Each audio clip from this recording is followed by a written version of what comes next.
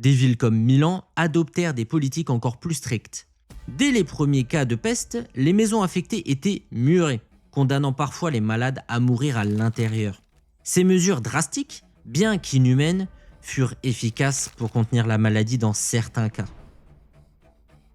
Les médecins de l'époque, souvent impuissants, utilisaient des remèdes inefficaces comme les saignées ou les fumigations.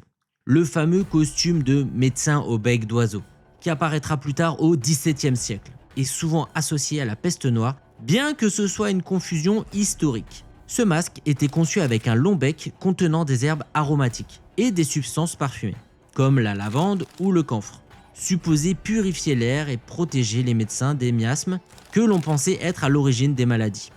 Bien que l'efficacité de ce costume soit discutable, il reflète les croyances médicales de l'époque sur la transmission des maladies. En réalité, beaucoup de traitements administrés durant cette période aggravaient l'état des malades, illustrant l'ignorance scientifique du Moyen-Âge. Dans le même temps, la religion jouait un rôle central. Des processions étaient organisées pour apaiser la colère divine, tandis que les flagellants se mortifiaient publiquement.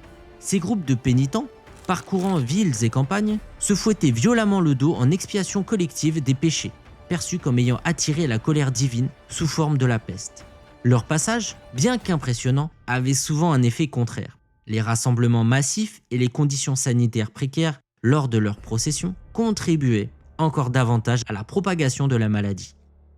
Malgré tout, certaines communautés adoptèrent des approches pragmatiques, comme l'évacuation des malades hors des villes. Ces initiatives, combinées à une organisation locale renforcée, permirent à certaines régions de résister mieux que d'autres.